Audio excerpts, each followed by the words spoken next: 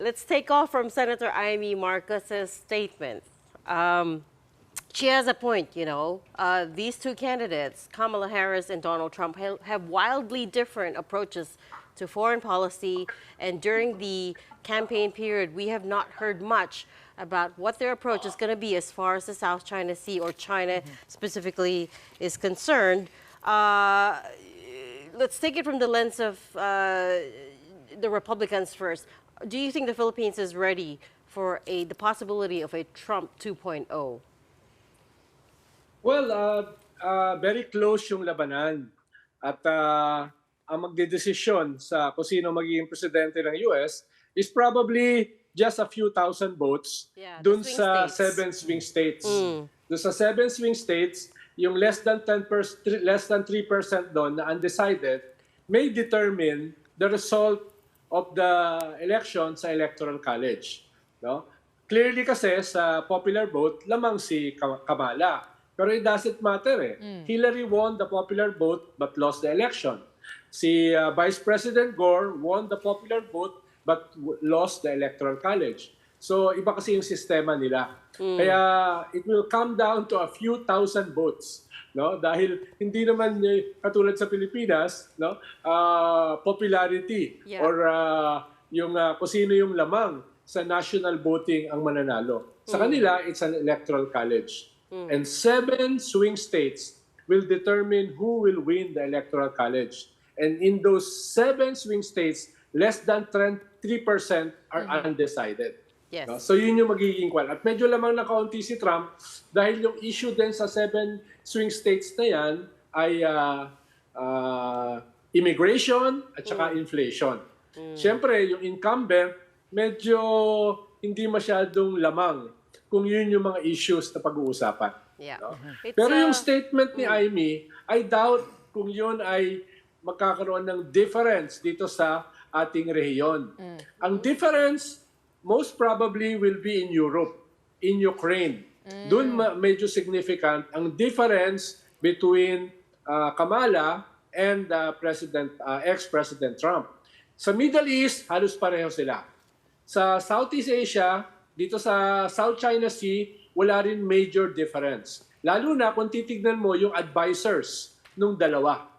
Yung advisors ni Kamala at saka yung advisors ni Trump. Baka nga mas critical pa si Trump sa China dahil mas malaking taxes yung gusto niyang i-impose sa mga Chinese products entering the US. So baka hindi pa nga magbago, baka mas lumala pa yung pagiging critical ni Trump sa China. Pero yung mga statements kasi ni Amy Marcos, I will take with a grain of salt. Dahil nitong past years, very pro-China si Amy at very critical sa US. Kaya ganun, hindi bago yung ganung mga statements niya. Well, she does have a point that we have to turn our attention on this. And speaking of what you talked about, it does seem that they have a different handling on these conflicts. For Kamala Harris, with the current administration, they've been giving aid to Ukraine. Si Trump naman wants to take away aid from Ukraine. Yes. Raising tariffs is not the same as giving aid to a country such as the Philippines. For example, in our conflict in this region, kahit asan mo yung tax doon, pwede yung maging, kumbaga, parang sanction sa China. Pero that doesn't mean that if Donald Trump wins, he will send aid our way, which is what we need. Am I correct? Well, I doubt kung magbabago ang policy ng US dito sa South China Sea, whether si Trump or si Kamala ang manalo. No? Hindi nila babaguhin yan. Ang babaguhin nila, again, yung usapin sa Ukraine at saka sa Europe. Ang laging sinasabi ni Trump, Europe should foot the bill, hindi kami. Wala siyang ganung statement dito sa South China Sea. Ang sinasabi ko lang, militarily, I doubt kung makakaroon ng pagbabago. Economically, baka mas maging critical si Trump sa China. Dahil ang kanyang posisyon is make America great again. At ang tingin niya, yung pagpasok ng mga cheap Chinese products sa US ay kumokontra dun sa kanyang narrative na MAGA, Make America Great Again. Kaya yun yung yun yung magiging difference nila. But militarily, in terms of aid, I doubt kung makakaroon ng major difference. Actually, Ronald, yan din yung sinabi ni Philippine Ambassador to the United States, Babe Romualdez. Sabi nga niya, wala siyang nakikitang risk. He doesn't see any risk because the Mutual Defense Treaty, which was signed in 1951, is enduring. And he expects continuity in Trump 2.0. Apart from that, no, naalala mo, nung pumunta dito si Donald Trump noong 2017, he actually did reaffirm also that defense pact that we have with Washington. Yes. But can we expect that to continue with Trump 2.0? I see a lot of comparisons. Trump 1 versus Trump 2. Ikaw, anong nakikita mo? Walang indication na magbabago 'yan, no? Walang indication. For now, no? Siyempre iba na pag presidente ka na. Pero sa ngayon sa campaign trail, sa mga advisors na pumapaligid sa kanila, yung kanilang kitchen cabinet na malamang maging cabinet kung sino man ang manalo, wala akong nakikitang indications ng pagbabago. Whether that is good or bad is another thing. Pero wala akong nakikitang ganong pagbabago. Yung usapin ng investments, mas hindi yan usapin lamang ng US. Usapin yan ng buong mundo. Halimbawa, sino mag-i-invest sa atin sa manufacturing kung tayo ang pinakamataas ang electricity cost dito sa buong rehiyon? Siyempre, magdadalawang isip sila para mag-invest. No? Mas ang problema natin yung ating comparative advantage. Mas pupunta yung mga tao sa Vietnam. Mas pupunta yung mga tao sa Indonesia. Dahil yung kanilang comparative advantage sa atin ay mas malaki ng hindi hamak. Ang kailangan nating i-improve ay yung ating comparative advantage. No? Infrastructure. No? At least sinusubukan nilang ayusin ngayon ang NAIA. No? Ikalawa ay corruption. No? Yan ay malaki pa yung kailangan nating gawin. Ikatlo, energy. No? Energy cost, no? Et cetera, et cetera. So, yun yung kailangan nating ayusin. Build it and they will come. No? Kaya ang tingin ko, hindi lang ito usapin ng US. Usapin ito ng iba pang mga investors, whether yan ay European, whether yan ay Australian, whether yan ay Korean or Japanese. Mas yun yung kailangan nating ayusin. Ronald, you're also right. You have a point. There's probably bipartisan support for whatever foreign policy either of these two candidates lay out. But the question there is yung level of engagement. So for instance, under US President Joe Biden, they increased the number of EDCA sites, right? So now we're at 9. Yes. And there's talk of building a Luzon economic corridor, plowing billions of dollars into building that Luzon economic corridor. As we know, Donald Trump is a lot more transactional than that. He judges the relationship with the countries by one metric only, which is trade. Do we have a trade surplus with you or not? And if we don't, he doesn't bother. He does the belief is that he won't bother with them, with those countries. So the question there is, do you think, at least from foreign policy wise, we will be able to maintain continuity with these EDCA sites, with the defense spending, with the defense aid from the US? Yeah. Again, there are no indications na magbabago. Halimbawa, yung EDCA sites, that will remain. Ibang usapin kung dadagdagan ba yan. No? Ang issue kasi rito ay tatlo. Gretchen, Regina, at saka Sean. Una ay yung freedom of navigation. Dyan, kahit sino maging presidente, ilalaban nila yan. Dahil $3 trillion a year ang trade na dumadaan dito sa South China Sea. So lahat yan, ipaglalaban nila yan. Ikalawa, yung West Philippine Sea. Pero yung West Philippine Sea issue na nanalo tayo sa UNCLOS ay nakadikit sa usapin ng freedom of navigation. No? So hindi mo maihiwalay yan. Yung ikatlo, yung pwede mong ihiwalay ng kaunti, yung usapin ng Taiwan. No? Doon siguro may kaunting difference si Kamala at saka si Trump. Ang sinasabi ni Trump, dagdagan naman ng Taiwan yung kanilang military spending para hindi lang kami ang magbabuffer sa kanila. Hindi lang kami ang magsusuporta sa kanila. No? Si Kamala medyo tahimik doon. Si Biden ang very open na sinabi for the first time in 30 years, 30, 40 years, for the first time isang US president sinabi that they will defend Taiwan militarily. Yun yung Wait. first time in 40 years Okay. na may presidente na nagsabi nun. Okay, No? Ronald. So, yun yung pwedeng maging difference, yung Taiwan issue. Okay, tabi Pero natin yung freedom of Taiwan. navigation, yung West Philippine Sea, tingin ko walang indication na magbabago yung policy ng US dyan. Okay. Bigla ko naalala, Ronald, no, habang sinasabi mo yung military spending, back towards, I think, the end of July, after the SONA of President Marcos, nagkaroon ng maraming news about this 500 million na dapat makukuha natin in Military defense aid. Right. Well, apparently, hindi pa raw siya napipirmahan. Tingin mo, saan to mas malaking chance na mapirmahan? Or it doesn't matter sino manalo sa Amerika, mapipirmahan ba to? Or it doesn't matter sinong manalo kasi hindi pa rin siya mapipirmahan? Tingin ko pipirmahan yon. Kung hindi pa napirmahan, hindi ako updated doon eh. Pero either napirmahan na yan or pipirmahan na. Dahil hindi naman ganun ka-significant yung $500 million. Mas ang problema natin ay absorptive capacity. Halimbawa, ba't naman tayo bibigyan ng mga fighter jets? Ang training ng mga Top Gun pilots ay mga 8 to 10 years. So, ibig sabihin, bago ka bigyan nun, kailangan mag-train ka muna ng mga Top Gun pilots. Halimbawa, ba't ka naman bibigyan ng submarine? Ang training ng submariners are 8 years. No? So, ibig sabihin, kahit may mga high-powered military equipments na pwede tayong i-access, wala naman tayong absorptive capacity at this point. No? Yung mga rockets lang nga na pinadala sa atin ng India, no? Ay yung Brahma missiles, kinakailangan pa dyan ng training ng mga magpapatakbo. So hindi lang siya simpleng usapin ng meron ba tayong aasahan na military hardware sa US at sa kanilang mga allies. Mas usapin dyan, paano natin i-accelerate yung ating absorptive capacity para tayo ay magamit natin yung mga yan. Sabi nga ni Danny Lim, dati, nung graduate siya ng West Point, sabi niya sa akin, ang dami naming pinag-aralan sa West Point, pero hindi ko naman magamit dito dahil wala naman tayo ng mga tangke ng mga armored personnel carrier na pinag-aralan namin sa West Point.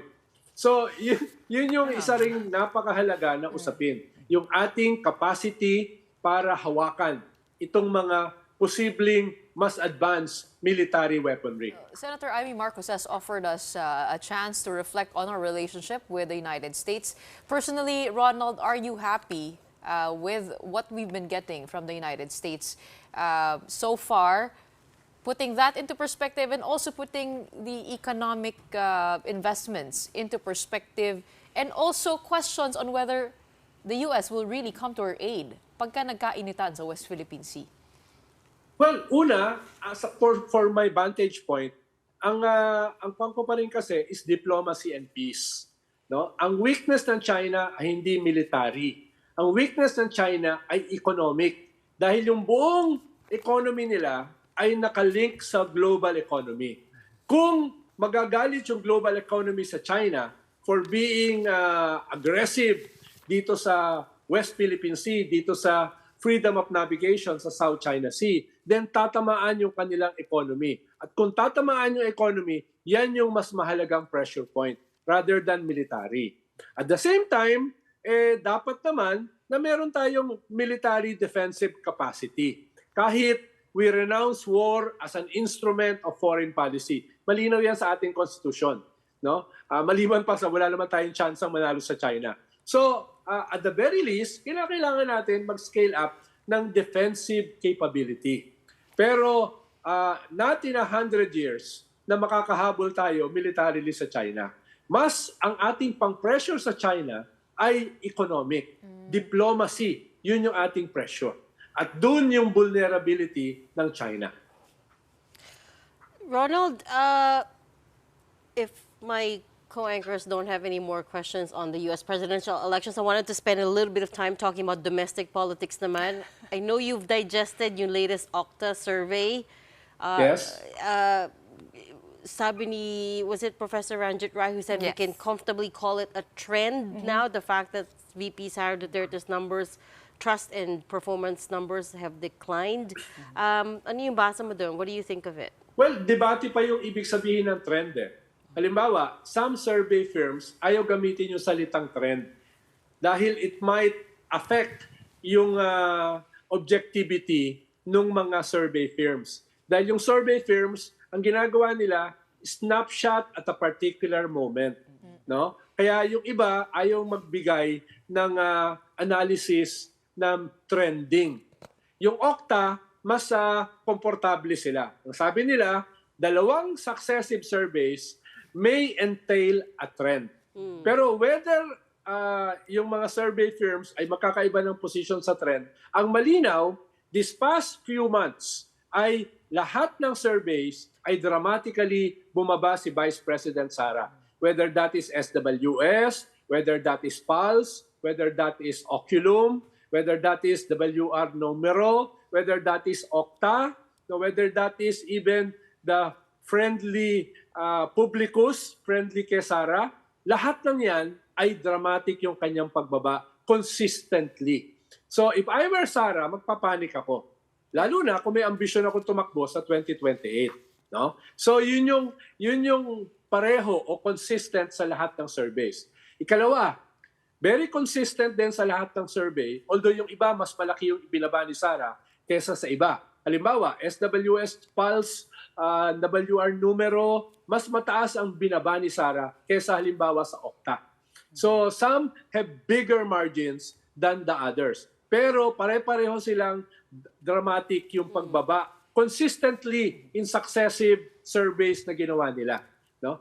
Yung ikalawa ay kung i-deconstruct natin yung survey, very significant yung pagbaba ni Sara sa Class D.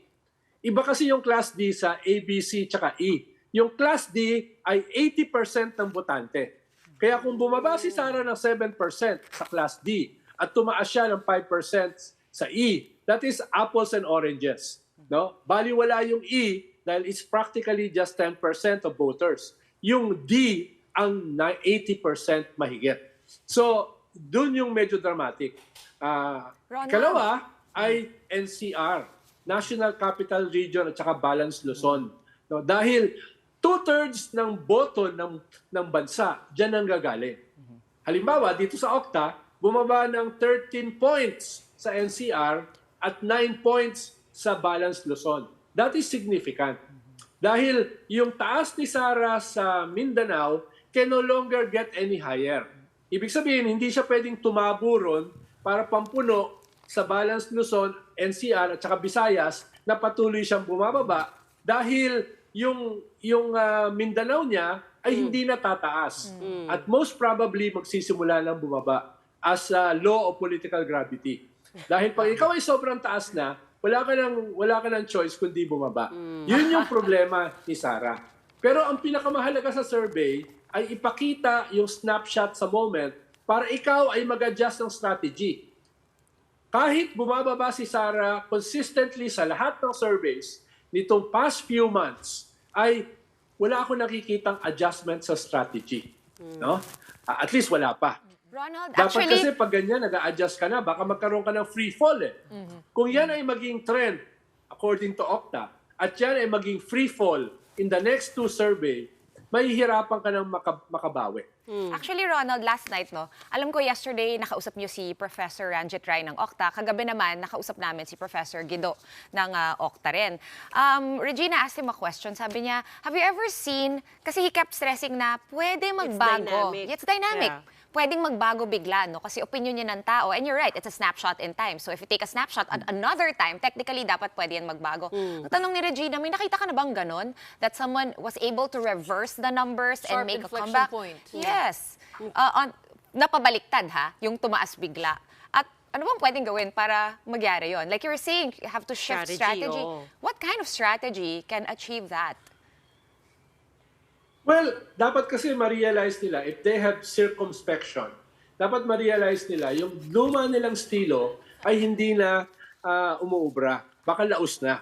No? Yun yung kailangan nilang ubra. Yung kanilang method in the madness ay hindi na umuubra. Halimbawa, saan ba nagsimula si Sara last no 2023? 89%. Ilan na lang siya ngayon? 59%. And continues to go down.